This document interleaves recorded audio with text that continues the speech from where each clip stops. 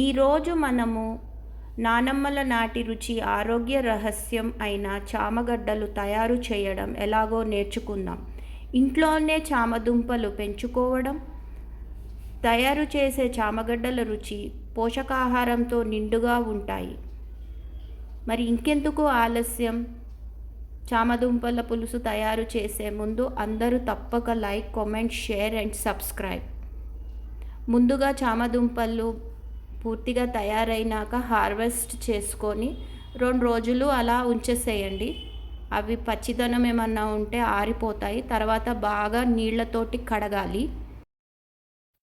ఇంట్లోనే పండించుకోవడం వల్ల కొంచెం పెద్దగా కూడా ఊరిని అవి.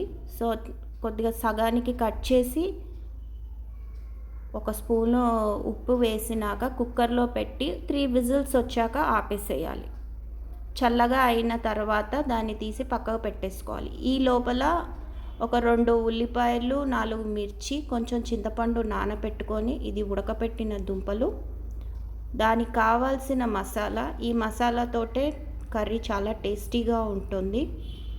ధనియాలు 2 చెంచాలు, మిరియాలు కొన్ని, 1 స్పూను అల్లం వెల్లుల్లి ఇంట్లో తయారు చేసుకొని పెట్టుకుంటే ఎప్పుడు కావాలంటే అప్పుడు వాడుకోవచ్చు.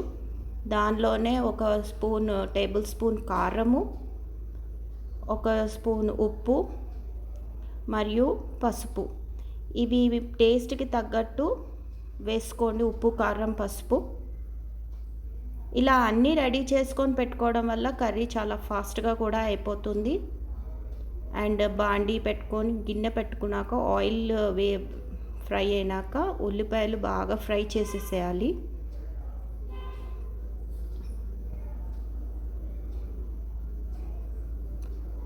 చామదుంపలలో చాలా పోషకాలు ఉంటాయి. అవి చాలా హెల్త్కి అవసరము.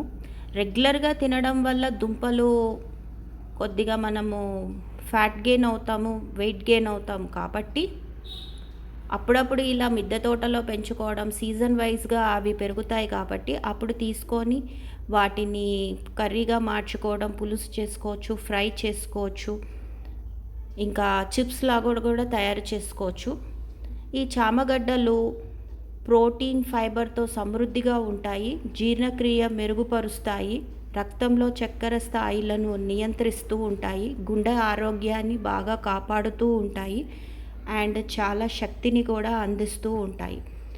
అండ్ అవన్నీ ఫ్రై అయ్యే లోపల చామదుంపల తోలు ఒకటి ఒలవాలి. ఉడకపెట్టినవి కాబట్టి చాలా తొందరగా ఈజీగా వచ్చేస్తాయి. అన్ని దుంపలు తోలు తీసి రెడీగా పెట్టుకోవాలి. ఎక్కడ కూడా కర్రీ స్టార్ట్ అయినాక మనము ఎక్కడ గ్యాప్ తీసుకోనక్కర్లేదు. ఇలా ఒక్కొక్కటిగా దుంపలు తోలు తీసి పెట్టుకోవాలి. ఈ లోపల చింతపండు కొంచెం వెరీ లిటిల్ నానబెట్టుకొని ఉంచాము. అక్కడ ఉల్లిపాయలు,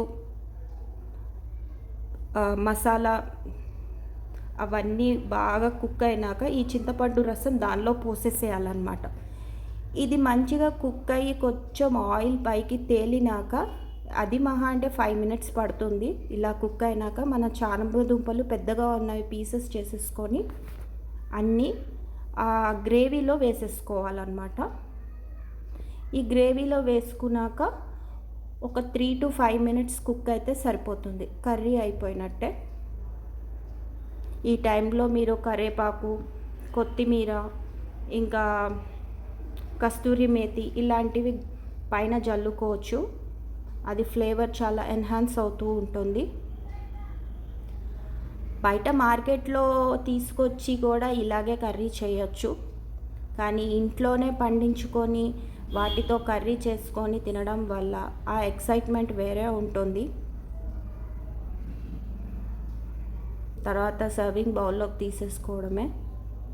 టేస్ట్ మాత్రం చాలా చాలా బాగుంది అండ్ కలర్ఫుల్. ఎక్కువ ఇంగ్రీడియంట్స్ ఏమీ వేయం కాబట్టి వెరీ ఈజీ టు డైజెస్ట్. నేను ఎటువంటి హాట్ స్పైసెస్ ఏవి వాడలేదు. కేవలం ధనియాలు, కొన్ని మిరియాలు.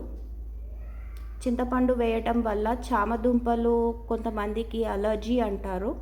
చింతపండు వేయడం వల్ల అలాంటి ఎఫెక్ట్స్ కూడా ఏమీ ఉండవు. ప్రతి ఒక్కరూ హ్యాపీగా తినొచ్చు. అండ్ హెల్త్కి కూడా చాలా చాలా మంచిది. Don't forget to like, share, comment and subscribe. Thank you.